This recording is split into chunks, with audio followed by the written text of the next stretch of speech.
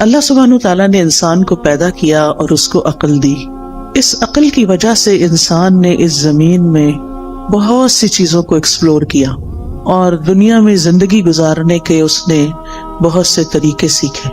اس زندگی میں ہم بہت سے کام کرتے ہیں، بہت سی ہماری ضروریات ہیں اور ان کو ہم پورا کرنے کے لیے طرح طرح کے طریقے آزماتے ہیں اور ان میں جو بیسٹ پریکٹسز ہوتی ہیں ان کو اختیار کر لیتے ہیں. ہماری ضرورت ہے کھانا پینا، تو آپ دیکھیں کہ اس میں کتنی ورائٹی ہے اور کتنے طریقے ہیں. اور اب جو کہ دنیا سمٹ گئی ہے ٹیکنالوجی کی وجہ سے، تو لوگوں نے ایک دوسرے سے بھی بہت کچھ سیکھا، مشرق نے مغرب سے، مغرب نے مشرق سے. جس ملک میں بھی جائیں ہر طرح کے کھانے اویلیبل ہیں. اسی طرح لباس کے معاملے میں، اسی طرح ہاؤسنگ کے معاملے میں، بہت ساری چیزیں ہیں جو انسانوں نے اپنی عقل استعمال کر کے، اپنی صلاحیتوں کو استعمال کرتے، ترقی کرتے کرتے اپنی صرف ضروریات نہیں بلکہ اپنی خواہشات کو بھی پورا کرنے کے بہت سے طریقے نکال لیے ہیں. اسی طرح انسان کا لباس ہے، انسان کے باقی زندگی کے کام کاج ہیں. لیکن اللہ سبحانہ تعالیٰ نے انسان کو صرف جسم نہیں دیا اور صرف جسم کی ضروریات نہیں دی کہ جس میں انسان عقل استعمال کرے. انسان کو اللہ نے روح بھی دی ہے اور اس کی اپنی ضروریات ہیں اور اس کے اپنے تقاضے ہیں. لیکن روح کی ضروریات پوری کرنے کے لیے اللہ سبحانہ تعالیٰ نے انسان کو صرف عقل کے حوالے نہیں کیا کہ وہ اپنی عقل سے سوچے کہ اس کو کیا کرنا چاہیے اور کیا نہیں کرنا چاہیے. پھر یہ بات بھی ہے کہ انسان اس دنیا میں اکیلا نہیں ہے. ہم کہیں بھی کسی آئی لینڈ پہ جا کے نہیں رہ سکتے، ہمیں انسانوں کے ساتھ رہنے کی ضرورت ہوتی ہے. پھر ان انسانوں کے ساتھ کیسے معاملہ کرنا چاہیے، ان کو ہم کیسے خوش رکھ سکتے ہیں، وہ ہمیں کیسے خوش رکھ سکتے ہیں. ہماری ان تمام ضروریات کو پورا کرنے کے لیے، یعنی ہماری روح کی ضروریات، ہماری انسانوں کے ساتھ معاملہ کرنے کی ضروریات، اور اسی طرح دیگر کچھ اور ضروریات بھی ایسی ہیں کہ جن کو انسان صرف اپنی عقل کی بنا پہ پورا نہیں کر سکتا. اس کے لیے اللہ سبحانہ تعالیٰ نے رسول بھیجے، ان پر کتابیں بھیجی. رسولوں نے انسانوں کو جینے کا ڈھنگ سکھایا، اچھے برے کا فرق بتایا، عقل کی رہنمائی کی اور انسانوں کو خوشگوار زندگی بسر کرنے کا طریقہ سکھایا. عام طور پر انسان کی غلط فہمی رہی ہے اور وہ یہ سمجھتا رہا ہے کہ اگر اس کی خواہشات پوری ہو جائیں گی تو اس کو ایک خوشگوار زندگی مل جائے گی، تو خوش ہو جائے گا. اسی لیے ہم دیکھتے ہیں کہ ہم اپنی خواہشات کی تکمیل میں بھاگ دوڑ کرتے ہیں، لیکن کچھ ہی عرصے کے بعد ہمیں پتہ چلتا ہے کہ جو کچھ ہم زندگی میں چاہتے تھے وہ سب کچھ تو مل گیا، پر دل اب بھی خوش کیوں نہیں؟ وہ کس چیز کی کمی ہے؟ وہ اندر ایک ویکیوم سا کیوں ہے، ایک خلا کیوں ہے، ایک اداسی سی کیوں ہے، ایک بے اطمینانی اور بے سکونی سی کیوں ہے؟ وہ کیسے دور ہوگی؟ اس کے لیے انسانوں نے اپنے اپنے طریقے ایجاد کیے اور اپنے طریقوں سے اس ضرورت کو پورا کرنے کی کوشش کی، لیکن ناکام رہا. ہاں، اللہ کے وہ سمجھدار بندے جنہوں نے پیغمبروں کی بات کو مان لیا اور اس کے مطابق اپنی زندگی کو ڈھال لیا اور اللہ سبحانہ تعالیٰ کو پہچان لیا اور اس کے بندے بن کے رہے، تو انہوں نے اپنی زندگی کو بھی خوشگوار بنا لیا. اور پھر انہوں نے یہ جان لیا کہ زندگی صرف یہ نہیں ہے، یہ تو ایک امتحان کے لیے، زندگی تو اس کے بعد شروع ہوگی. لہٰذا انہوں نے اس زمین پر وہ کام کیے کہ جس سے ان کی دنیا بھی سنورے اور عاقبت بھی سنورے. بہرحال آج میں کچھ وہ باتیں آپ سے کروں گی کہ جس سے آپ کو اس دنیا میں اچھی سی زندگی بسر کرنے کے کچھ اصول، کچھ ضابطے ہاتھ آئیں، تاکہ ہم یہاں بھی سکون سے زندگی بسر کر سکیں اور بحیثیت مسلمان، چونکہ ہمارا ایمان ہے کہ مرنے کے بعد ہم دوبارہ اٹھائے جائیں گے. جیسے اللہ تعالیٰ نے پہلی دفعہ پیدا کیا، اس کے لیے کچھ مشکل نہیں کہ وہ ہمیں دوبارہ بھی پیدا کر دے. یعنی دوبارہ کی زندگی کا ثبوت کیا ہے؟ پہلی دفعہ پیدا ہونا. یہ زندگی دلیل ہے اس بات پر کہ مرنے کے بعد ایک اور زندگی بھی ہو سکتی ہے اور ہم سب دوبارہ اٹھائے جائیں گے. اور جب اٹھائے جائیں گے پھر اللہ تعالیٰ کے حضور پیش کیے جائیں گے اور پھر ہمارے اعمال تولے جائیں گے اور پھر اس کے مطابق ہمارا ٹھکانہ بنے گا. کچھ لوگ جنت میں جائیں گے، کچھ جہنم میں جائیں گے. جنت میں جانے والوں کے بھی درجات ہیں اور جہنم میں جانے والوں کے بھی درکات ہیں. عربی زبان میں درجہ کہتے ہیں جو اوپر کو چیز جاتی ہے، اور درک کہتے ہیں جو نیچے کو جاتی. ان المنافقین فی الدرک الاسفل، یعنی سب سے نچلے گڑھے میں منافق ہوں گے. تو کچھ لوگ جنت میں جو جائیں گے، جنت میں بھی ان کے درجات ہوں گے. جنت کے بارے میں ایک روایت میں آتا ہے کہ اس کے 100 درجے. کچھ لوگ پہلے درجے پہ ہوں گے، کچھ 20ویں پہ ہوں گے، کچھ 30ویں پہ، اور کچھ آخری جنت الفردوس میں ہوں گے. اور یہ درجات کس بنا پر ہوں گے؟ قرآن مجید میں آتا ہے لِكُلٍّ دَرَجَاتٌ مِّمَّا عَمِلُوا، ہر ایک کے درجات ہیں اس کے مطابق جو انہوں نے عمل کیے. یعنی جیسے عمل ہوں گے، جتنے عمل ہوں گے، اس کے مطابق درجہ ملے گا. دنیا میں بھی انسان جیسے جتنی کمائی کرتا ہے، محنت کرتا ہے، کام کرتا ہے، اتنا مال اکٹھا کر لیتا ہے. عمل کا بھی یہی حال ہے، جتنا انسان عمل کرتا ہے، کوشش کرتا ہے، اور اس کے مطابق پھر آخرت کے درجات کما لیتا ہے. اب یہ ہماری اپنی چوائس ہے کہ ہم اپنے لیے کیا چاہتے ہیں. بہرحال خوشگوار زندگی بسر کرنے کا پہلا اصول یہی ہے جو قرآن نے ہمیں دیا ہے کہ انسان عمل صالح پر، نیک کاموں پر، خیر کے کاموں پر توجہ کرے اور ان کو بجا لانے کی کوشش کرے.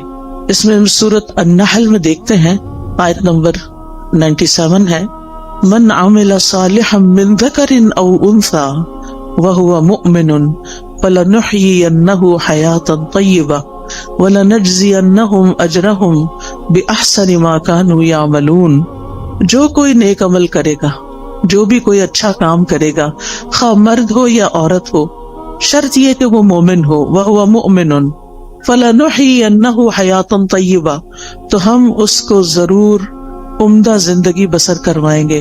حیات طیبہ، یہ آخرت کی بات نہیں ہو رہی، یہ دنیا کی بات ہو رہی ہے کہ دنیا میں بھی اس کو ایک اچھی پیور لائف ملے گی، صاف ستھری زندگی ملے گی. اور اس کا تعلق انسان کے ظاہر سے بھی ہے اور انسان کے دل سے بھی ہے. اور پھر اس کے بعد وَلَنَجْزِيَنَّهُمْ أَجْرَهُمْ، ان کو ان کے اعمال کا بدلہ بھی ضرور دیں گے.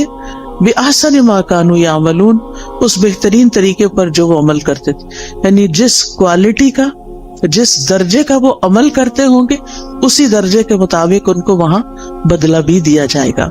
اس لیے ہمارا فوکس اس بات پر ہونا چاہیے کہ ہم اپنی زندگی میں نیک اعمال کی طرف متوجہ ہوں. لیکن نیک اعمال سے پہلے ایمان ضروری ہوتا ہے، یعنی ہمیں اپنے ایمان پر کام کرنے کی ضرورت ہے. وہ مؤمن شرط ہے. اگر ایمان نہیں ہے تو آپ دیکھیں اچھے کام تو دنیا میں ہر کوئی کم کوئی زیادہ اچھے کام کرتا ہے، بلکہ بہت سے نان مسلم ایسے ہیں جو شاید مسلمانوں سے بھی زیادہ اچھے کام کر رہے ہوں، انسانیت کی بھلائی کے کام کر رہے ہوں، لیکن وہ فائدہ نہیں دیتے جب تک کہ وہ اللہ کے لیے نہ کیے جائیں اور اللہ پر ایمان لا کر نہ کیے جائیں. ایون مسلمان بھی اگر کوئی اچھا کام کرتا ہے لیکن اللہ کے لیے نہیں کرتا تو اس کا فائدہ نہیں ہوتا اس کو. اگر وہ اپنا کام دکھاوے کے لیے کر رہا ہے، دوسروں کو خوش کرنے کے لیے کر رہا ہے، تو اس کا وہ فائدہ نہ ہوگا. لہذا پہلا کام کیا کرنا ہے ہمیں کہ ہمیں اپنے ایمان پر کام کرنا ہے. ہمیں دیکھنا ہے کہ ہمارا ایمان کس کس چیز سے بڑھتا ہے اور کس کس چیز سے بڑھے گا. لہذا بہت ضروری ہے کہ ہم وہ کام کریں جس سے ہمارا ایمان بڑھے. اس میں آپ دیکھیں کہ ہم میں سے ہر شخص اپنے دل کی کیفیت کو تو سمجھتا ہے.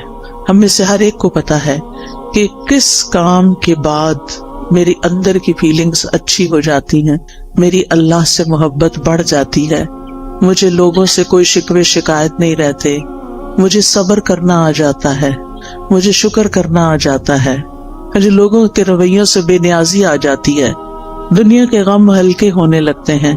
وہ کون سی چیز ہے؟ اس راز کو پائیں.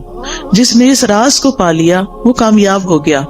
کیونکہ بہت سے لوگ بھٹکتے رہتے ہیں اندھیروں میں، سب کچھ جاننے کے باوجود بھی ان کو یہ نہیں پتا چلتا کہ ان کے دل کا چین، سکون، اطمینان، خوشی کس چیز میں ہے. سب کچھ ہوتے ہوئے بھی وہ پریشان کیوں رہتے ہیں؟ سب کچھ ہوتے ہوئے بھی کسی چیز کی کمی کا احساس کیوں رہتا ہے؟ لہٰذا ہم میں سے ہر ایک کو مختلف چیزیں ٹرائی کرنی چاہیے. تجربہ کرنا چاہیے. وہ کون سی بات ہے، وہ کون سا کلام ہے، وہ کون سی مجلس ہے، وہ کون سا انسان ہے، وہ کون سی محنت اور کوشش ہے کہ جس کے بعد مجھے ایک سیٹسفیکشن نصیب ہوتی ہے.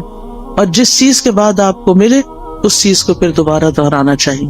وہ قرآن مجید کا پڑھنا بھی ہو سکتا ہے، وہ اللہ کا ذکر بھی ہو سکتا ہے، وہ بندوں کی خدمت بھی ہو سکتی ہے. اگر یہ سارے کام اللہ کی خاطر ہو رہے ہوں، کسی کو دکھانے کے لیے نہ ہو رہے ہوں، وہ صدقہ خیرات بھی ہو سکتا ہے. نبی صلی اللہ علیہ وسلم نے فرمایا کہ تم آگ سے بچو خواہ کھجور کا ایک ٹکڑا، یعنی پوری کھجور بھی نہیں، بشق تمرہ. شق کہتے ہیں یعنی اگر جب اس کو 2 حصوں میں توڑا جائے تو وہ ہر 2 حصہ شق جانب، یعنی اس کا ایک پیس جو ہے کھجور کا ایک پیس اندر تو گٹلی ہوتی، اگر وہ پوری کھجور بھی نہیں دے سکتے، آدھی کھجور دے کے بھی تم اس کو پا سکتے ہو، یعنی آگ سے بچ سکتے ہو. تو ایسا ضرور کرو. کہنے کا مطلب یہ ہے کہ ہم اپنی زندگی میں صرف اپنی خواہشات کی تکمیل نہ کریں، صرف اپنی خواہشات کے پیچھے نہ دوڑتے رہیں، بلکہ ان کاموں کے پیچھے جائیں خواہ ان میں محنت لگتی ہو، خواہ ان میں تکلیف ہوتی ہو، خواہ ان میں کچھ قربانی کرنی پڑتی ہو، لیکن اس کے نتیجے میں ہمیں سکون قلب حاصل ہوتا ہو. امام ابن تیمیہ نے کہا تھا کہ انسان کے لیے ایک جنت دنیا میں ہے اور ایک آخرت میں ہے. جو دنیا کی جنت میں داخل نہیں ہوا وہ آخرت کی جنت میں داخل نہیں ہو سکتا. وہ دنیا کی جنت کیا ہے؟ وہ دنیا کی جنت دل کا سکون ہے، دل کی راحت ہے، دل کی ٹھنڈک ہے، دل کا اطمینان ہے، دل کی خوشی ہے کہ جس سے انسان ہر طرح کے حالات میں ایک پرسکون انسان رہتا ہے. اس کے لیے ہر شخص کو خود محنت کرنا ہے. اور اصول میں نے آپ کو دے دیا کہ اس کی جو ہے وہ ایمان لا کر عمل صالح ہے، نیک عمل ہے. لیکن وہ نیک عمل کیا کیا ہے، ان کا علم حاصل کرنا ضروری ہے کہ کون کون سے کام اللہ تعالیٰ کو پسند ہیں. پھر اسی طرح آپ دیکھیے کہ دوسری چیز جو انسان کو خوشی دیتی ہے وہ انسانوں کے ساتھ احسان کا معاملہ ہے، چاہے زبان کے ساتھ چاہے کام کے ساتھ. یعنی جب آپ کسی کے ساتھ اچھا بول لیتے ہیں، صرف اس کے ساتھ نہیں جو آپ کے ساتھ اچھی طرح بات کرتا ہے، اس کے ساتھ بھی جو آپ سے اچھی طرح بات نہیں کرتا اور کبھی بھی نہیں کرتا. ہم میں سے ہر شخص کی زندگی میں کچھ لوگ ایسے ضرور ہوتے ہیں کہ ہم ان کے ساتھ اچھا کرتے بھی رہیں پھر بھی وہ ویسے ہی رہتے ہیں جیسے وہ ہوتے ہیں. لیکن ایسی جگہ پر جب انسان اپنی سیٹسفیکشن کے لیے اچھا کرتا ہے تو مزہ نہیں آتا، لیکن جب اللہ کے لیے کرتا ہے تو اس کا دل خوش ہو جاتا ہے کہ میں نے وہاں نیکی کی، میں نے اس کے ساتھ نیکی کی جس سے مجھے کوئی جواب نہیں ملنا. لہذا قولوا للناس حسنا، لوگوں سے جب بھی بات کریں، چاہے آپ کے ملازم ہوں، چاہے آپ کے رشتہ دار ہوں، چاہے آپ کہیں کام کرتے ہیں تو آپ کے کولیگز ہوں، چاہے آپ کہیں پڑھاتے ہیں تو آپ کے شاگرد ہوں، کوئی بھی ہو، بڑوں کے ساتھ پھر بھی انسان عزت کا اور احترام کا ایک معاملہ کرتا ہے، لیکن عموماً اپنے جیسوں کے ساتھ پھر ویسا ہی کرتا ہے جیسے اس کے ساتھ کیا جا رہا ہوتا ہے، اور اس کو ہم جسٹیفائی بھی کرتے ہیں. ہم یہ کہتے ہیں وہ بھی تو کرتا ہے نا، وہ بھی تو ایسے ہی کرتا ہے، ایسے کو تیسا ہی ہونا چاہیے. یہ اصول ہم نے خود بنا لیا، ایسے کو تیسا. یہ قرآن سے ٹکراتا ہے. ایسے کو تیسا نہیں. جو برا کرے ہمیں کیا تعلیم دی گئی ہے کہ ہم اس کے ساتھ اچھا کریں. ادفع باللتی ہی احسن، برائی کو اس طریقے سے دور کرو جو زیادہ اچھا طریقہ ہو. تو انسانوں کے ساتھ احسان بات کے ذریعے بھی، کوئی اچھی بات ان کو بتائیں، کوئی اچھا مشورہ دیں. اگر ان کو کوئی پریشانی ہے یا ان کو کسی بات میں کوئی مشکل پیش آئی ہوئی ہے تو ان کی اس مشکل کا حل تلاش کرنا.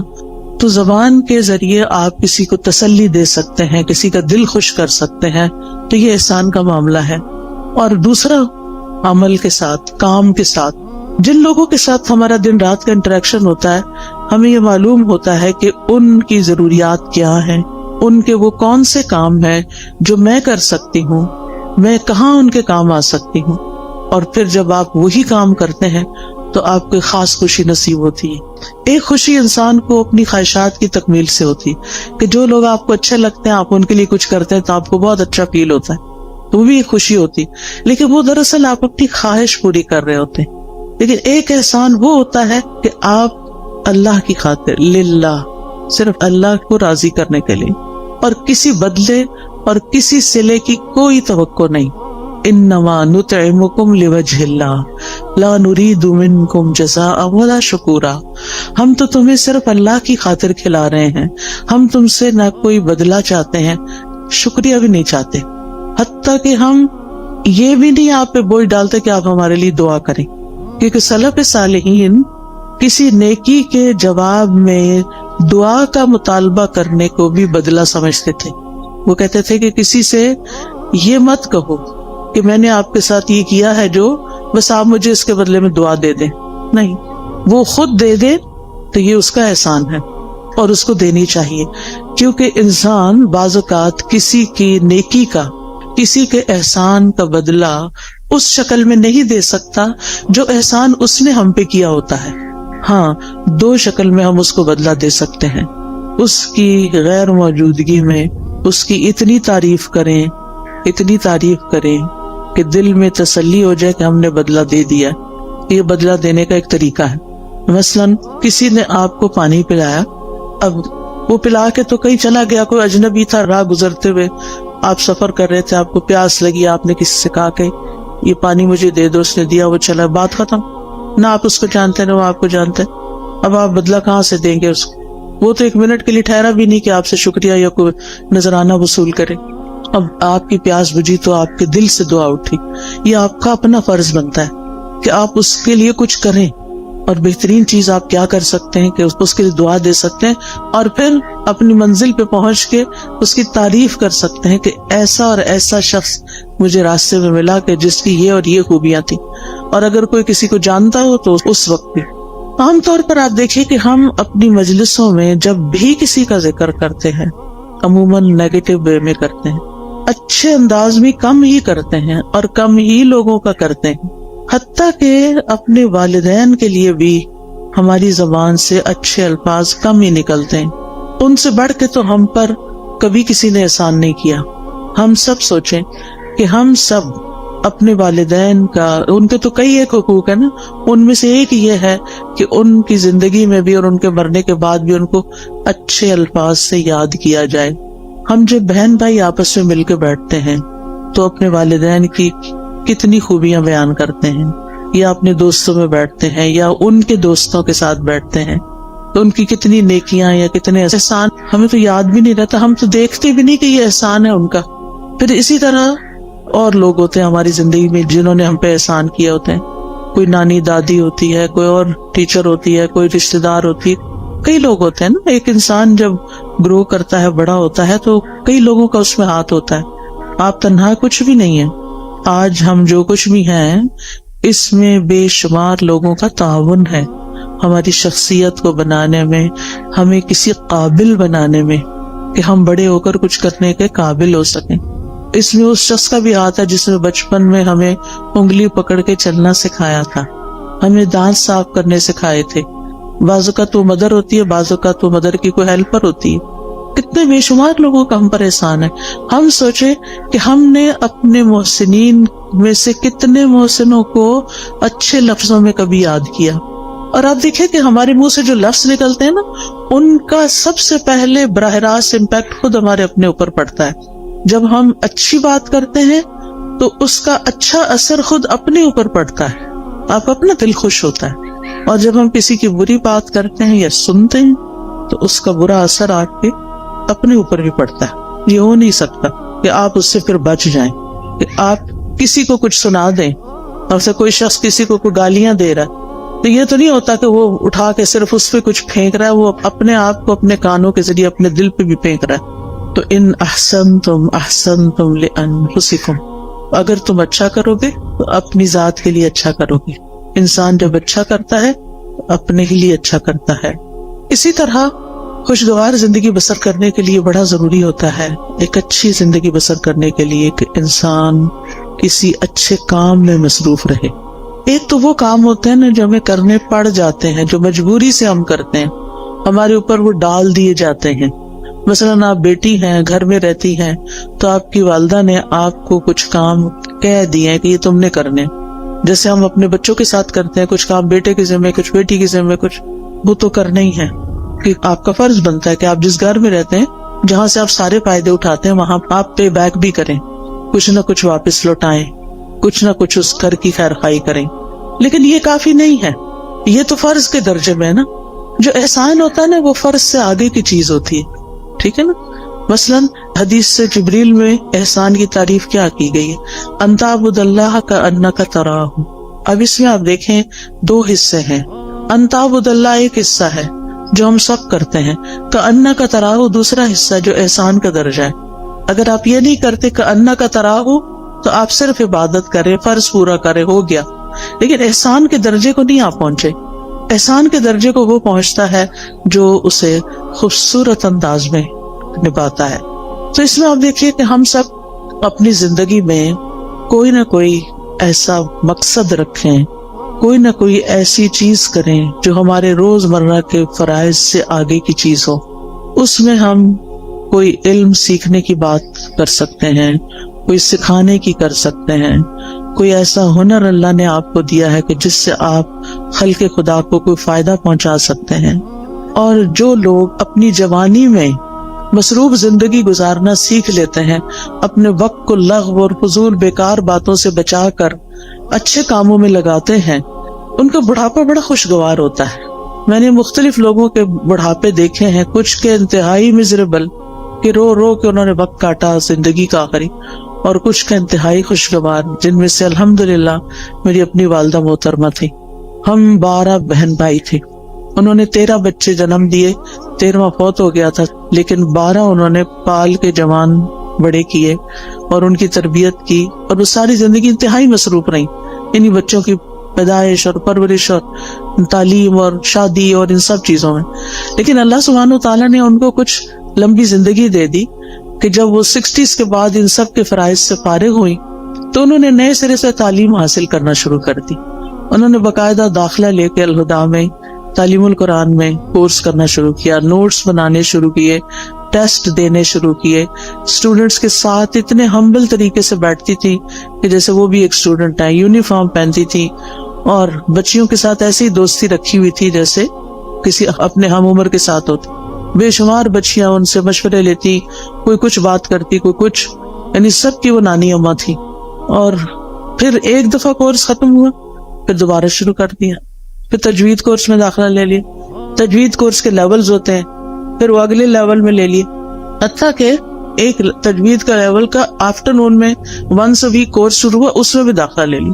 اب وہ صبح 8 بجے سے آئی بھی ہوتی تھی اور پھر میرے گھر پہ آرام کرتی، اور پھر وہ شام کا کورس اٹینڈ کر کے 70s میں تھی جب ان کی وفات ہوئی، 78 ایئرس کی تھی وہ.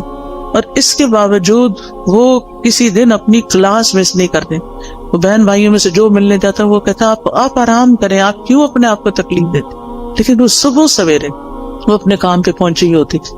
اور جس دن وہ بیمار ہوئی ہیں اس سے ایک دن پہلے بھی وہ اپنی کلاس میں آئی ہیں اور اپنا سارا دن وہاں پورا کیا ہے، اور شام کو کسی کو ملنے کے لیے بھی گئی ہیں، اور پھر اگلے دن صبح اٹھی ہیں تو ہم کو تکلیف شروع ہوئی ہے جس میں ان کی ڈیتھ 2-3 دن کے بعد ہو گئی. اور نہ ان کی زبان پہ کسی کا شکوہ، نہ کسی سے گلہ، نہ کسی سے کوئی توقع، کون میرے پاس آتا ہے اور کون نہیں. اور اگر ہم جاتے بھی تھے نا، جیسے بہن بھائی ماشاءاللہ ایک کے بعد ایک، تو تھوڑی دیر بات چیت کرتی تھی، پھر کہتے اچھا میری ذرا صورت رہتی ہے، ہر روز صورت بقرہ پوری پڑھنی. پھر آل عمران بھی شروع کر دی کہ جب پتا چلا کہ 2 صورتیں قیامت کے دن 2 بادلوں کی شکل میں ہوں. اور پھر اپنے ہاتھ سے ڈیلی الہدیٰ میں صدقہ کرنا. الحمدللہ ان کے بعد بھی اب تک ہم نے وہ سلسلہ جاری رکھا ہوا ہے کہ جس طرح وہ خود آ کے ہر روز سیدھی جا کے صدقہ کرتی ہیں، بھیجتی کہ جا کے ڈال کے آئیں. تو الحمدللہ تو جو عادتیں انسان ڈال لیتا نا اپنے اندر کسی نہ کسی کام کی مصروفیت رکھنے کی. ٹھیک ہے اگر آپ کے اس وقت بچوں کی وجہ سے بہت مصروفیت ہے، آپ ریگولر 4 دن کا کورس جوائن نہیں کر سکتے، فل ٹائم نہیں کر سکتے، آپ ہفتے میں 1 دن کر لیں. آپ باقاعدہ طالب علم بنیں، آپ پڑھیں، سبق یاد کریں، ٹیسٹ کریں، تب آپ کو پتا چلے گا آپ کہاں کھڑے ہیں. اس پڑھنے میں اور صرف ایک لسنر کے طور پہ سن کے اٹھ کے بلا دینے میں بہت بڑا فرق ہے. جب آپ باقاعدہ طالب علم بنتے ہیں، اور طالب علم کے تو اجر ہی بہت بڑا ہے کہ جو شخص علم کے راستے پہ چلا وہ جنت کے راستے پہ چلا.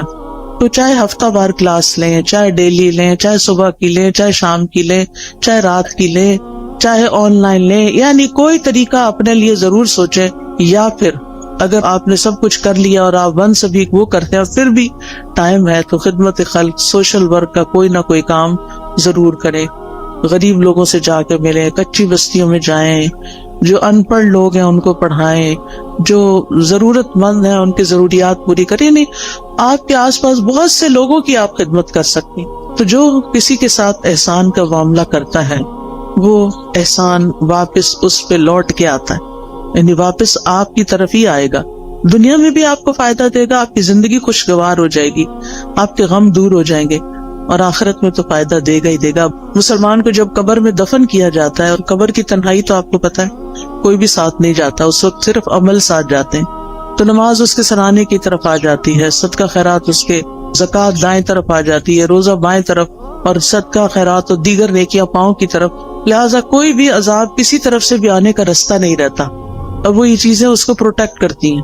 لیکن اگر ان میں ہی کمی ہو اور وہی ناقص ہو، پروٹیکشن والی ویک ہو، تو پھر کون بچانے آئے گا؟ وہاں تو رونا دھونا بھی کام نہیں آئے گا.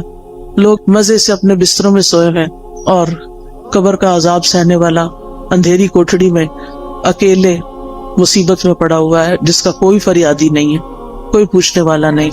تو ابھی ہمارے پاس ٹائم ہے، ابھی ہماری زندگی ہے، کیوں نہ ہم ایسے کام کریں کہ اس دنیا میں بھی جئیں تو اطمینان کے ساتھ جئیں، اور آگے بھی اطمینان کے ساتھ رہیں. پھر اسی طرح آپ دیکھیں کہ ایک اور چیز کا آپ خیال رکھیں کہ ماضی میں جو کچھ ہو چکا اس پر غمگین نہ رہا کریں، ریگریٹس نہ کیا کریں، بہت بس توبہ کر لیا کریں. جو ہو چکا سو ہو چکا، اب وہ ہاتھ سے نکل چکا ہے. اب ہمارا معاملہ اللہ تعالیٰ کے ساتھ ہے، اور وہ غفور الرحیم ہے، رحمان الرحیم ہے. لہٰذا اس سے ہم اچھا حسن ظن رکھتے ہیں کہ وہ ہمیں معاف کر دے گا. لہٰذا جتنی بھی غلطیاں جو جانتے ہیں اور جو نہیں جانتے، ان سب پر ہم توبہ کرتے رہیں، استغفار کرتے رہیں، لیکن غم نہ کریں، کیونکہ بعضوں کا شیطان انسان کو غمگین رکھتا ہے. وہ کیا چاہتا ہے کہ انسان اسی طرح الجھتا رہے اپنے غموں میں اور کچھ نہ کرے. تو آپ نے اس کے پھندے میں نہیں آنا. اس نے کہنا کہ میرا معاملہ اللہ کے حوالے ہے، مجھے اپنے رب سے اچھی امید ہے. اور حدیث میں ہمیں کیا تسلی دی گئی ہے کہ اللہ اپنے بندے کے ساتھ کیسا معاملہ کرتا ہے، جیسا وہ اس کے بارے میں گمان کرتا ہے. اسی طرح مستقبل کا ہم غم فکر بھی نہ کیا کریں. میں ہمیشہ سوچتی ہوں جس رب نے اب تک پالا ہے، اب تک سنبھالا ہے، آگے بھی وہی رب ہے. جس چیز کے بارے میں بھی فکر آنے لگتی ہے تو میں اپنے مائنڈ کے اندر اس چیز کو ایسے ریپ کرتی ہوں، اور پھر میں کہتی ہوں اللہ تعالیٰ یہ آپ کے حوالے. جیسے موسیٰ علیہ السلام کی والدہ نے موسیٰ علیہ السلام کو ریپ کیا اور باسکٹ میں ڈالا اور دریا کی نظر کیا اور کہا یہ آپ کے حوالے. ایسے ہی امیجنیشن میں جو چیز بچوں کے بارے میں فکر ہے تو ان کو بھی اسی طرح ریپ کر کے اللہ کے حوالے کر دیا کروں. میں باقاعدہ بولتی ہوں یہ لفظ، اللہ آپ نے موسیٰ علیہ السلام کی جیسی حفاظت کی تھی ایسی ہی میرے بچے کی آپ حفاظت کریں. یوسف علیہ السلام کا جو ماحول تھا سارا وہ کیسا تھا؟ مصر میں کسی اسلامی ماحول میں تھے، کسی اسلامی اسکول میں جا رہے تھے، یا کسی اسلامی درسگاہ میں تھے، یا کسی مسجد میں بیٹھے رہتے تھے. وہاں تو مسجد نام کی کوئی چیز نہیں تھی، وہاں تو کچھ نہیں تھا ان کے پاس. ہر طرف برائی کے مواقع تھے. کس نے حفاظت کی؟ اللہ نے حفاظت کی. ہر وقت بچوں کے لیے پریشان نہ رہا کریں. آپ کہا کریں کہ اللہ میں نے ان کو تیرے حوالے کیا، آپ نے یوسف علیہ السلام کی حفاظت کی تھی، آپ میرے بچے کے ایمان اور دین کی بھی حفاظت کریں، اور اللہ کرے گا. تو جس چیز کے بارے میں آپ فکر کرتے ہیں نا اس کے لیے اپنی تدبیر ضرور کریں، کوشش کریں، محنت کریں، لیکن ہر چیز ہمارے ہاتھ میں نہیں ہے، اللہ کے ہاتھ میں ہے. اور اللہ کا جب اذن ہوتا ہے تو وہ چیز ہو جاتی ہے. انما امرہ اذا اراد شیئا ان یقول لہ کن فیکون. تو اس طرح اپنے بوجھوں سے آزاد ہوں تاکہ آپ شرح صدر کے ساتھ حال میں اس وقت جو کام کر رہے ہیں اس پہ فوکس کریں. مثلا میں اگر اس وقت پڑھا رہی ہوں، کچھ سکھا رہی ہوں، اور میں غم لگا کے بیٹھی بھی ہوں کسی اور چیز کا، تو میں کوالٹی نہیں دے سکتی. آپ اگر یہاں بیٹھے ہوئے اور سوچ رہے ہیں کوئی گھر میں مسئلے کا، تو آپ کا آدھا دل ادھر ہے آدھا ادھر ہے، آپ ڈیوائیڈڈ ہیں، آپ انجوائے نہیں کر سکتے. اس وقت آپ سب کچھ چھوڑ کے آئے ہیں، ریلیکس ہو جائیں، سکون سے بیٹھیں، اطمینان سے سنیں، اپنے لیے کچھ پک کریں، یاد رکھیں، ساتھ لے کے جائیں اور اس کے مطابق زندگی بسر کریں تاکہ یہاں آنے کا کچھ فائدہ ہو آپ کو. تو اپنے سارے خیالات کو کیا کرنا ہے, اکٹھا کر کے اس نقطے پہ فوکس کرنا ہے جو آپ اس وقت کام کر رہے ہیں. پھر ایک اور چیز جو دلوں کو بڑا اطمینان دیتی ہے اور وہ ہے اللہ کا ذکر.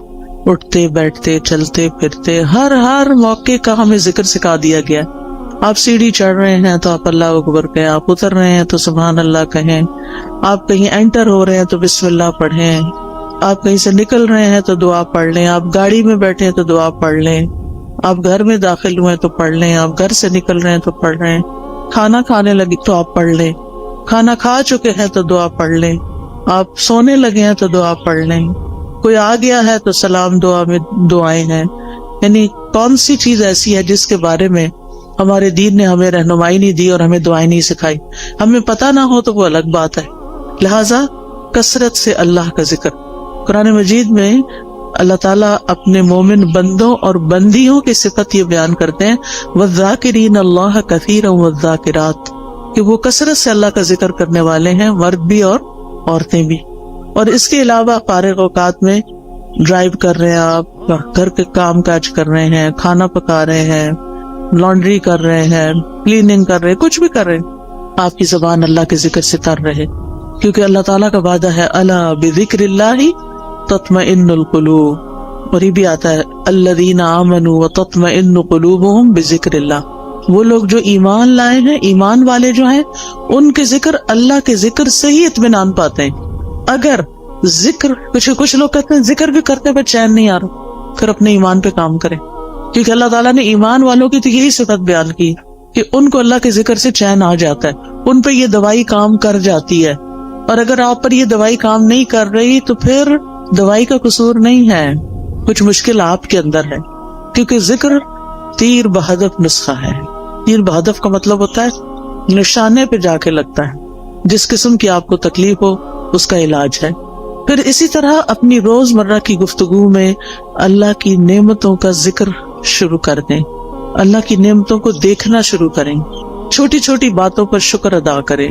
مثلاً آپ واش روم میں جاتے ہیں, ٹیپ کھولتے ہیں, گرم پانی آتا ہے, صرف ہاتھ دھو کے وضو کر کے نہا کے باہر نہ نکلیں, بلکہ کیا کریں, دل ہی دل میں, ادھر اللہ کا ذکر تو نہیں ہم نے کرنا ہوتا واش روم میں کھڑے ہو کر, دل ہی دل میں کریں شکر ہے, شکر, لفظ شکر منہ سے نکالتے جائیں, شکر کا لفظ بولنا تو واش روم میں منع نہیں, شکر ہے, شکر ہے, شکر ہے.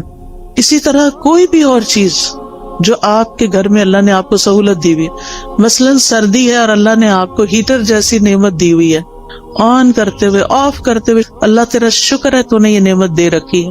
کتنے ہی لوگ ایسے ہیں جن کے پاس یہ نعمت نہیں ہے, کتنے ہی لوگ ہیں جن کے پاس پورا لباس بھی نہیں ہے, ان کے پاس آپ جیسی رضائی بھی نہیں ہے, ان کے پاس جوتے بھی نہیں ہیں, جرابیں بھی نہیں ہیں, پورا کھانا بھی نہیں ہے.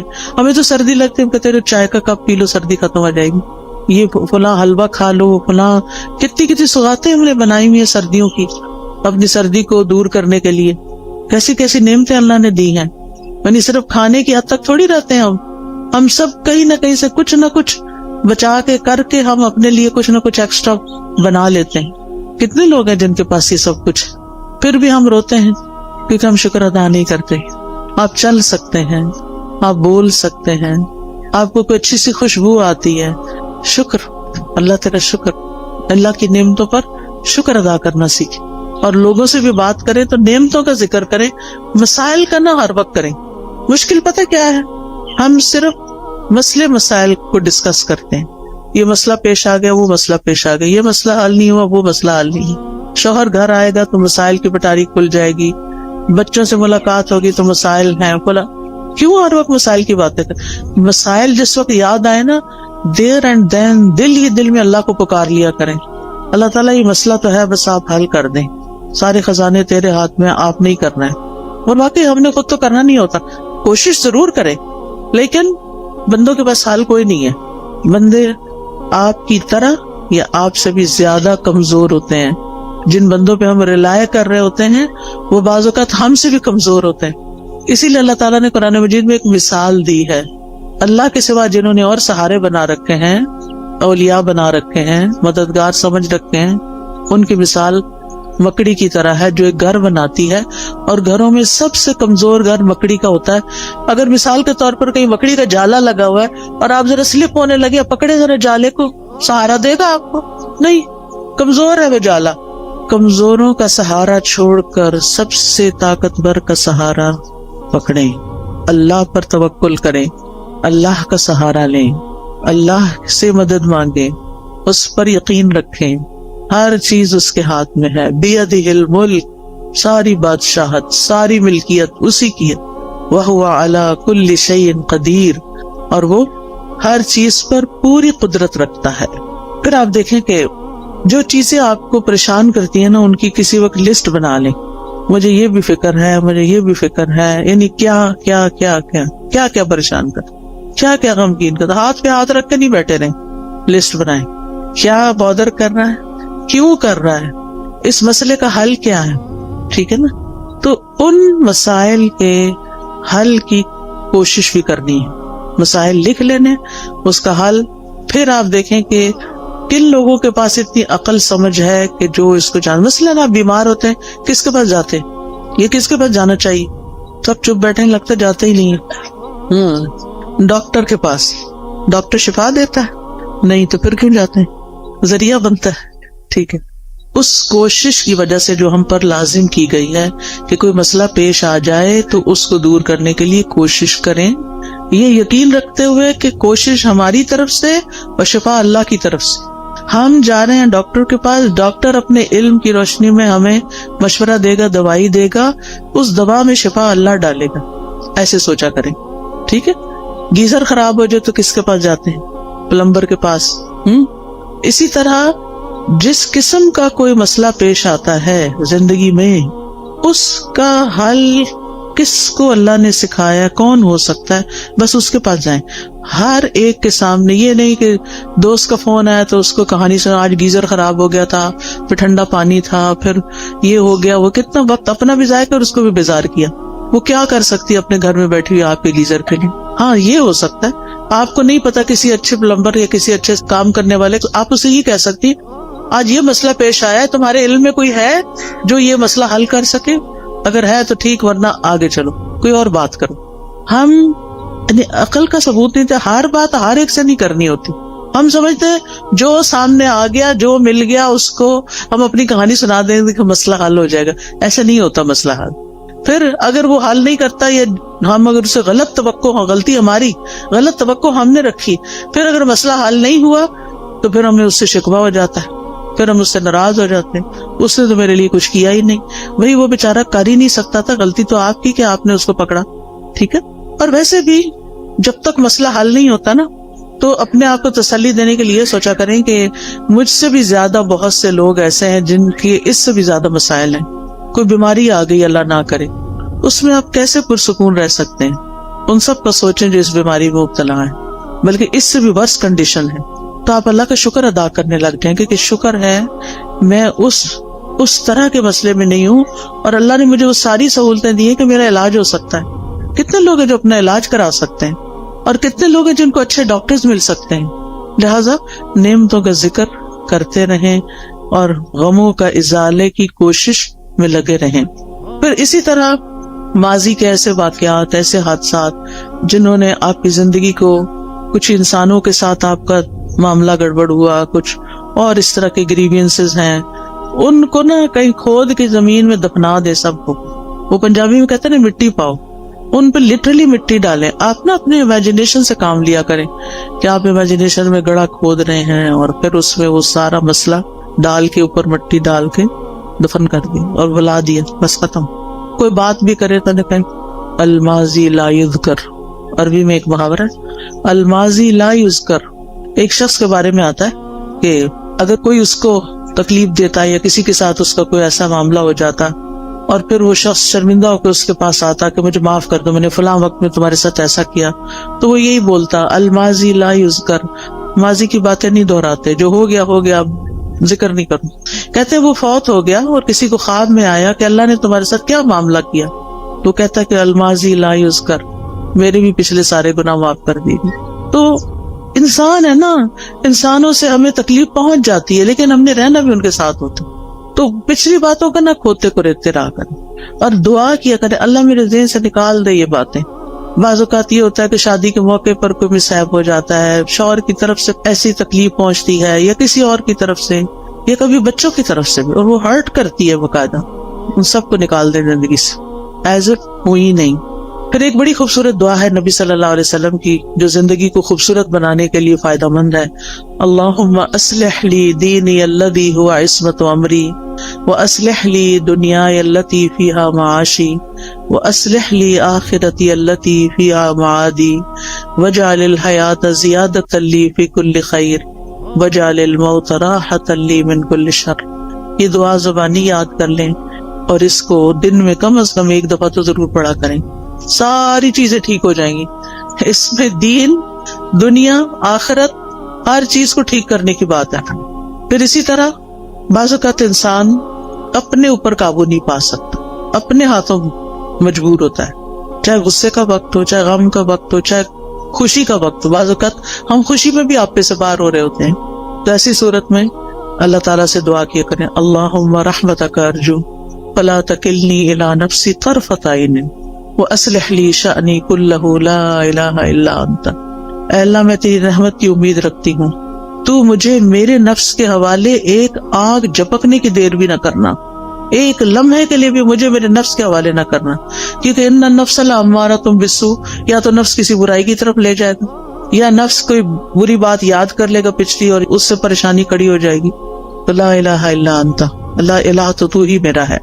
تو انشاءاللہ یہ دعائیں دل کو مضبوط کرتی ہیں، اور پھر جب دل مضبوط ہو جاتا ہے تو اللہ پہ توکل بڑھ جاتا ہے، اور جو اللہ پہ توکل کرتا ہے اللہ اس سے کافی ہو جاتا ہے. وَمَن يَتَوَكَّلْ عَلَى اللَّهِ فَهُوَ حَسْبُهُ. جو اللہ پہ توکل کرتا ہے اللہ اس کا کام بنا دیتا ہے. پھر اسی طرح یہ ہے کہ اپنی زندگی میں اچھے لوگوں کے حالات زندگی پڑھا کریں، صحابہ کے بارے میں، صحابیات کے بارے میں، نبی صلی اللہ علیہ وسلم کی سیرت، قصص القرآن، کیسے ان لوگوں نے صبر کیا، کیسے زندگیاں گزاری، نیک لوگوں کے حالات، علماء کے حالات، محدثین کے، مفسرین کے، فقہاء کے، جنہوں نے کچھ کام کیے ہیں زندگی میں. آپ کو اس سے بہت خوشی ملے گی. ایسی کتابیں ہیں. جب میں یہاں پڑھتی تھی تو بہت لائبریریاں تھیں. دیال سنگھ لائبریری تھی، آئی ڈونٹ نو ابھی ہے یا نہیں. پھر اسی طرح یہ کلب روڈ پہ لائبریری تھی، میں اس میں بھی جایا کرتی تھی، مال پہ جو کلب روڈ پہ لائبریری. پھر اسی طرح یونیورسٹیز کی لائبریری، کالجز کی لائبریریز، اور جگہوں پہ لائبریری. تو آپ ایسی کتابیں لا کے بھی پڑھ کے واپس کر سکتے ہیں، ورنہ ہی کہ اب تو نیٹ پہ ہر چیز اویلیبل ہے. ایسے لیکچرز اردو اور انگلش میں موجود ہیں جو حیات صحابہ اور صحابیات اور علماء امت کے بارے میں، مسلم ہیروز کے بارے میں موجود ہیں، ان کو سنیں. اس سے یہ ہے کہ آپ کی زندگی صراط مستقیم پہ آئے گی، کیونکہ ہم ہر روز کہتے ہیں اهدنا الصراط المستقیم صراط الذین انعمت علیہم غیر المغضوب علیہم ولا الضالین. تو انشاءاللہ ان لوگوں کی زندگی میں آپ کو بڑی بڑی رہنمائیاں ملیں گی. پھر اسی طرح یہ ہے کہ زندگی میں اعتدال بڑا ضروری ہے. خوشی میں اعتدال، غم میں اعتدال، محبت میں اعتدال، نفرت میں اعتدال، ہر چیز میں توازن اور اعتدال. پھر اسی طرح لوگوں کے رحم و کرم پہ خود کو نہیں چھوڑنا کہ انہوں نے کچھ کہہ دیا تو آپ پریشان ہو گئے، انہوں نے کوئی تعریف کر دی تو آپ خوش ہو گئے. خوشی لوگوں میں نہیں ڈھونڈے، خوشی اپنے اندر ڈھونڈے. within yourself. آپ لوگوں کی مرضی پہ جینا نہ شروع کریں، اللہ کی مرضی پہ جئیں. اب لوگ ایسا لباس چاہتے ہیں تو ہم ویسے بن جائیں. کیوں بن جائیں؟ میرا رب تو کچھ اور چاہتا ہے، لوگ کچھ اور چاہتے ہیں. میں نے تو لوٹ کے رب کے پاس جانا ہے، میں کیوں لوگوں کو خوش کرتی رہوں؟ مجھے تو اپنے رب کو خوش کرنا ہے. اور اسی طرح تمام معاملوں میں. پھر آپ دیکھیے کہ جب آپ کوئی بھی ایسی چیز کریں گے یعنی جو رب کی مرضی کے مطابق ہوگی، رب کی مدد سے ہوگی، رب کی خاطر ہوگی، تو اس چیز میں برکت بہت ہو جائے گی. للہ و باللہ و علی اللہ، اللہ کے لیے، اللہ کی مدد سے اور اللہ پہ بھروسہ کرتے ہوئے. اور پھر یہ کہ اپنے اوپر ناجائز بوجھ نہ ڈالا کریں. مومن اپنے آپ کو ذلیل نہیں کرتا، ایسے فتنوں اور ایسے کاموں میں نہیں پڑتا کہ جن کا وہ بوجھ نہ اٹھا سکے. لہذا جذبات میں آ کے ایسے کام مت شروع کر دے کہ جن کو آپ 2 دن کر کے پھر تھک جائے اور کہ آپ میں نہیں کر سکتا. جو بھی کام شروع کرے بیبی سٹیپ لیں، چھوٹا چھوٹا کریں، پھر آگے بڑھتے جائیں. ورنہ بڑا بھی کام کرنا ہے نا، 1000 میل کا بھی سفر طے کرنا تو 1 قدم سے شروع کریں. اور پھر پہنچ جائیں گے آپ اپنی منزل. لیکن زندگی میں چلتے رہیں, کچھ کرتے رہیں. اللہ تعالیٰ ہمیں اس کی توفیق عطا فرمائے. وآخر دعوانا ان الحمدللہ رب العالمین. تو آپ میں سے اگر کوئی کچھ بات کرنا چاہتا ہے تو یو آر موسٹ ویلکم. السلام علیکم استاد جی. وعلیکم السلام. میں پوچھنا چاہتی ہوں کہ آپ جو دعائیں ہمیں بتاتی ہیں, سکھاتی ہیں, تو یہ ہمیں کہاں سے ملے گی؟ ہم یاد کرنا چاہتے ہیں. جی, 2 چیزیں ہیں. اچھا سوال کیا آپ نے, سب کا بھلا ہو جائے گا. مجھے نہیں معلوم یہاں کوئی اسٹال لگا ہوا یا نہیں, لیکن قرآنی اور مسنون دعائیں جو ہیں اور ایاک نستعین, اس کے اندر یہ دعائیں ہیں. اسی طرح اگر آپ کے پاس آئی فون یا اینڈرائیڈ ہے تو اس میں ایپ ہے دعائیں کے نام سے. آپ اگر الہدا انٹرنیشنل ٹائپ کریں نا سرچ میں جا کے, جہاں سے ایپس نکلتی ہیں, تو وہاں الہدا انٹرنیشنل ٹائپ کریں تو وہاں جتنی بھی ایپس ہم نے بنائی ہیں وہ ساری آ جائیں گی. اس میں قرآنی اور مسنون دعاؤں کی ایپ الگ بھی آ جائے گی, سونے جاگنے کی بھی آ جائے گی, اور ایک دعائیں کے نام سے ساری دعاؤں کو اکٹھا کر دیا گیا, وہ بھی آ جائے گی. وہ آپ ڈاؤن لوڈ کر لیں اپنے فون پر, اور جب آپ کا دل چاہے اس کو مارک کر لیں, بک مارک لگا لیں اور اپنی دعائیں پڑھتے رہیں. ٹھیک, اس میں فیوریٹ کا نشان بھی لگا سکتے ہیں. دعائیں تو بے شمار ہیں, جو مجھے ملی سب ڈلواتی گئی. یعنی اس میں یہ کوشش کی کہ کوئی چیز رہے نہیں, جو علم میں آئے وہ رہے نہیں, وہ جمع ہو جائے بس, تاکہ سب کچھ اللہ سے مانگ لیں. خود تو آتا نہیں نا, تو جو رسول اللہ صلی اللہ علیہ وسلم نے مانگی یا نیک لوگوں نے مانگی, ہم بھی وہ مانگ لیں اپنے لیے. تو اس ایپ کو میں بہت انجوائے کرتی ہوں. بس ایسے اوپر کرتے جاؤ اور پڑھتے جاؤ اور دعائیں مانگتے جاؤ. عمرے کی صحیح ختم ہو جاتی ہے, وہ دعائیں ختم نہیں ہوتی. اتنی دعائیں ہیں اس میں الحمدللہ. تو وہ آپ ایپ ڈاؤن لوڈ کر لیجیے. ٹھیک ہے, اور کوئی؟ السلام علیکم. وعلیکم السلام. میرا ایک سوال ہے کہ ابھی آپ نے اچھے طریقے سے بتایا کہ ہماری پرابلمز ہیں, ہماری مشکلات ہیں, اور ان کو ہم نے ڈیل کیسے کرنا ہے.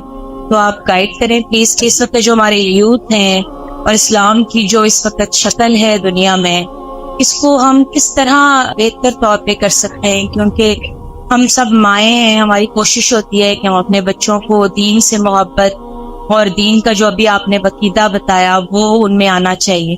تو تھوڑا سا گائیڈ کریں پلیز, ہم کس طرح اپنے بچوں کو اس فتنوں آپ دیکھیں کہ بچوں کی تربیت کے لیے بہت ساری چیزیں ہیں, بہت سے میرے لیکچرز بھی اس پہ ہیں. لیکن ایک چیز یاد رکھیے, جو ان سے کروانا ہے وہ خود نمونہ پیش کریں. اگر ہم خود کر کے وہ دکھائیں گے ان کو, تو وہ بھی یقین کے ساتھ اس کو کریں گے, اور انشاءاللہ ہمارے کہنے میں بھی وزن ہوگا اور برکت ہوگی, اور انشاءاللہ وہ آگے بڑھ کے کریں گے. ہم میں سے ہر شخص اپنا اور اپنے سے آس پاس کے 10 لوگوں کا ذمہ لے لے کہ ان کی زندگیوں کو قرآن و سنت کے مطابق کرنا ہے, تو آپ دیکھیں کہ بہت جلدی امیج ٹھیک ہو سکتا ہے انشاءاللہ. اس میں کوئی ایسی چیز ہمارے پاس چھو منتر بالکل نہیں ہے کہ جس سے کچھ ہوگا. لانگ ٹرم کام کرنا پڑے گا. جیسے اگر آپ نے مثلا اپنا وزن کم کرنا ہو, کوئی دنیا میں ایسا نسخہ نہیں کہ آپ کوئی چیز کھا لیں اور آپ پتلے ہو جائیں. لمبے عرصے میں کام کر کے اپنا امیج ٹھیک کرنا پڑتا ہے. جی, آپ کچھ کہنا چاہیں؟ میں قرآن کی خود بھی تعلیم حاصل کرنی چاہیے. آپ کے آس پاس جو ہے اتنا اچھا سینٹر بنا ہوا ہے, تو اپنی زندگی کا کچھ وقت نکالیں اور یہاں سے آ کے سیکھیں, تاکہ آپ کو اندازہ ہو کہ قرآن آپ کو اپنے بچوں کی تربیت کے کون سے اصول سکھاتا ہے, تاکہ آپ وہ امپلیمنٹ کریں. تو اس کے لیے پہلے علم کا ہونا ضروری ہے. تو یہ پاس ہی آپ کا سینٹر ہے, اس میں ضرور بالکل کوئی آ کے پراپر اس کا انٹروڈکشن کروا دے, کہاں پر ہے. جی السلام علیکم ورحمۃ اللہ وبرکاتہ. جی یہ ہمارا جو سینٹر بنا ہوا ہے, اس میں آفٹرنون بچوں کی کلاسز ہو رہی ہیں, پورے 5 دن ہو رہی ہیں. تو ہم نے فری پک اینڈ ڈراپ بھی دیا ہوا ہے, تو اس میں آپ بچوں کو لائیں. بچے الحمدللہ سیکھ رہے ہیں, تو آپ بچوں کو ادھر کروائیں. تو اس لیے یہ سب نے جو 408 ای بلاک, تو آپ بچوں کو بھیجیں تو بچے انشاءاللہ سیکھیں گے. آپ لوگ خود بھی آئیں, عورتوں کے لیے بھی کورسز ہیں, بچیوں کے لیے بھی ہیں, اور شام کو جو ہے وہ بچوں کی کلاسز ہو رہی ہیں. تو یہ سوسائٹی سے بہت لوگ آ رہے ہیں, یہ کماہا سے آ رہے ہیں, جٹول سے آ رہے ہیں. تو آپ بچوں کو ادھر لائیں تو بچے انشاءاللہ سیکھیں گے. السلام علیکم. کسی کو اور تو نہیں کچھ کہنا؟ السلام علیکم. جی وعلیکم السلام. میں آپ سے بات کرنا چاہتی ہوں کہ آپ سسٹم کی بات کریں. اللہ تعالیٰ قرآن پاک میں حاکم سے مخاطب ہے, تو سسٹم کی بات نہیں آپ کرتی ہیں, آپ قرآن کی ساری باتیں.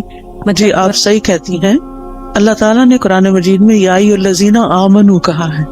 بہت دفعہ ایمان والوں کو ہی خطاب کیا ہے, جس میں صرف حاکم نہیں ہوتے, سبھی ہوتے ہیں.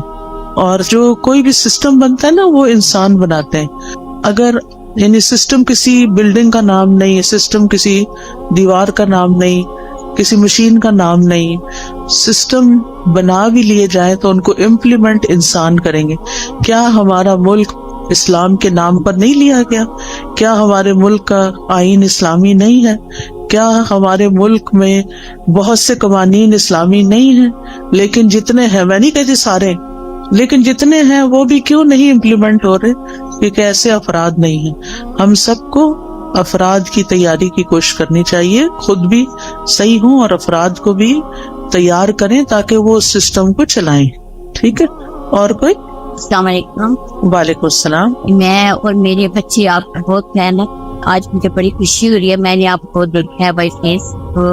جی, بات یہ ہے کہ ہم لوگ جب نماز پڑھتے ہیں تو مجھے یہ اکثر کنفیوژن ہوتی ہے کہ میں کئی دفعہ باقاعدہ بیٹھ کے میں دعا نہیں کر سکتی, اکثر ایسا ہوتا ہے.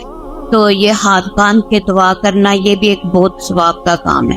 مجھے اکثر ایسے کام ہوتے ہیں کہ مجھے چلنا پھرنا پڑ جاتا ہے, تو اس میں کوئی مجھے فرق تو نہیں پڑتا کیونکہ اللہ تعالیٰ کہتا ہے چلتے لیٹتے اٹھتے بیٹھتے آپ دعا کر سکتے. جی کر سکتے ہیں. تو نماز کے بعد کی اسپیشلی جو دعائیں, نماز کے بعد جو شخص مصلی پہ بیٹھ کے دعا کرتا ہے اس کا فائدہ بہت ہے.